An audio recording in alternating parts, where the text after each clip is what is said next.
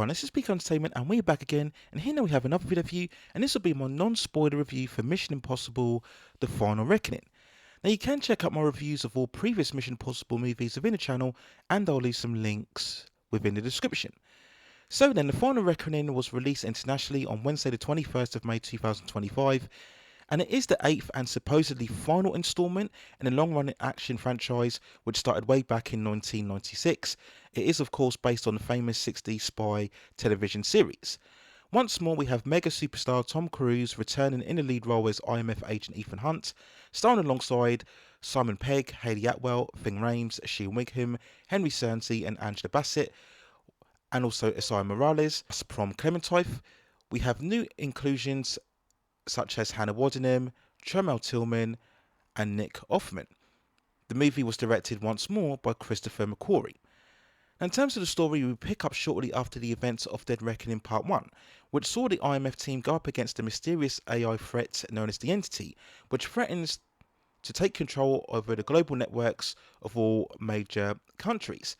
Now, the end of that movie saw Ethan obtain the crucial key device that would unlock the integral storage data within the Russian submarine known as the Sevastopol that will enable him to destroy the Entity.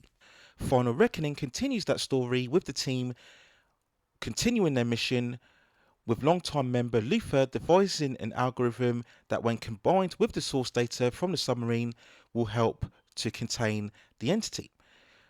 The villainous assassin known as Gabriel returns somewhat free of his allegiance to the Entity, and he has his own ambitions to take control of the AI for his own purposes. What then follows is a desperate race against time to disarm the Entity before it completes its plan to control all of the nation's nuclear weapons and destroy the planet. And when looking at Final Reckoning, it's a well-produced, crafted action adventure that's sadly let down by a stuttering narrative and an unnecessary excessive runtime. When reflecting back on Dead Reckoning Part 1, which I enjoyed, I stated that its biggest weaknesses were the runtime and the many scenes that felt too protracted, overextended, much more longer than what they needed to be. Well, these issues go double for this installment this time around, where everything is just overstuffed, dragged out and amplified, and at times it did spoil the viewing experience.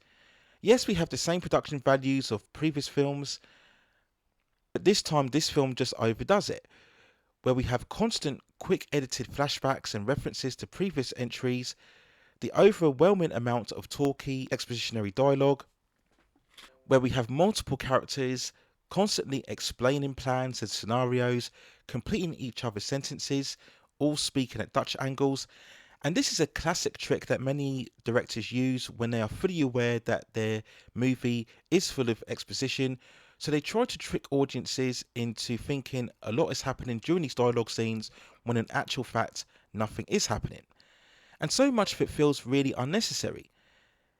What should be a clear-cut narrative to see the team on a singular mission to destroy the Entity becomes muddled with various detours and pit stops that really causes the film to meander and make you wonder why exactly we have to be at this various point within the story. Now, after a dramatic event happens, we should set up a clear path where the team has to complete their goal.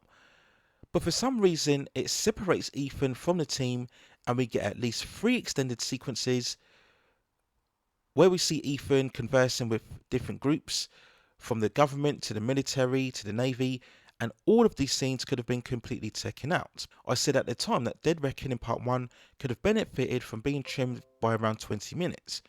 Well, for Final Reckoning, I reckon at least 40 to 45 minutes could have easily been taken out without any worse effect. In fact, it would have made the movie far more tighter, more urgent and far more compelling. Now, what made the Mission Impossible films so good is that they were for the most part completely standalone contained stories, with the clear narrative goal that normally is established within the first 10 minutes. As Ethan gets his mission, we then recruit the team, and then straight away on we go in terms of completing the overall mission. But everything is just piled on this time around. Just for example, the opening credits don't appear until at least the first 20 minutes after a lot of over exposition, and this is just a prime example of the flaws within this film. And after a while you do feel restless, frustrated, and dare I say a bit bored, not because of the quality, but because the story just takes so long to get going. even when we get to the much hyped submarine sequence, which has been shown in trailers. For me personally, I felt apathetic at this stage. As you know, we're just going to get another expanded action sequence that we have to get through before we can get to the real climax of the story. The two action scenes that we do get within the film, the submarine scene plus the biplane sequence again shown in the trailers, are both executed exceptionally well. And it is a real reminder again of how much you can achieve where you do shoot mostly on location and use practical stunts rather than green screen or CGI. But even these scenes, as good as they were, they do really feel like recycled parts from sequences that we both saw in the likes of Rogue Nation and Fallout, which are both superior entries within the franchise. Now, as mentioned before, this is not a terrible movie. There are many attributes, as stated previously. The cinematography, production are all still on a stellar level. The film is still full of vibrant colour and energy. The musical score has that real booming epic feel to it, and it does help within the certain dramatic moments. Tom Cruise, as ever, is the central heartbeat and personality, and despite his age and years, he still defiantly so carries the same energy, enthusiasm and intensity, especially with all of the stunt work, for which the movies recently have become almost too notorious for, at the expense of the team dynamic, which I feel is the real special highlight of these mission films. The supporting cast are all fine as always, but they do become sidelined, especially throughout the extended middle half. I look in particular at Hayley Atwell, whose role as Grace had real great character development in Dead Reckoning Part 1, but sadly this time she feels less integral, as nothing really progresses her character this time around.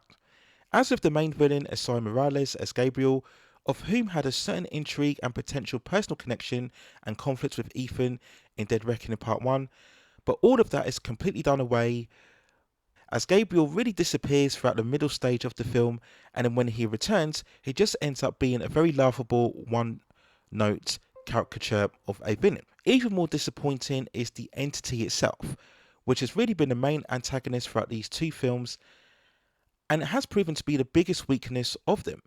Never really convincing as a concept or a real threat. I was constantly waiting for some big reveal and connection to Ethan himself, but we don't really get that. We don't really understand why the entity is so obsessed with Ethan, or indeed why it wants to destroy the planet in general. And it all really just ends up being basically Skynet from the Terminator franchise without the interesting elements of a future dystopian timeline. So all in all then, Final Reckoning ends up being a very high quality disappointment.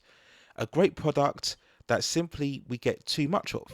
It strives so much to be the epic final conclusion of the franchise, supposedly the end game of Avengers or the Return of the King from Lord of the Rings, but the Mission Impossible franchise never really has been on that same level of scope. As I mentioned already, it is for the most part separate standalone stories, but you really feel the strain of it trying to be this epic conclusion, and everything from the action sequences to the cast to the runtime and the narrative, all of this could have been easily trimmed down for a much more condensable and far more enjoyable 2 hours and 10 minutes.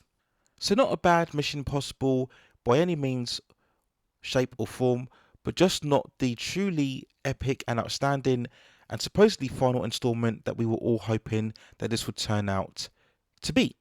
So that's my overall thoughts and feelings and non-spoiler review of Mission Impossible The Final Reckoning. Let me know what you think in the comments below, and I will be shortly uploading my spoiler review of the film, where I will go into far more detail as to the elements that I felt worked and didn't work quite as well throughout the film. So look out for that in the future. And also, if you have any other suggestions regarding any other movies, television series, or any other topics with the pop entertainment and culture scene that you'd like to see me cover within the channel, then also let me know in the comments, and I will see if I can provide further commentary for you on that subject matter within the future. Please also hit like the subscription and notification buttons so I can provide you with more high quality content like this in the future. But that's it for now. Take care of yourselves, and I will see you very, very soon.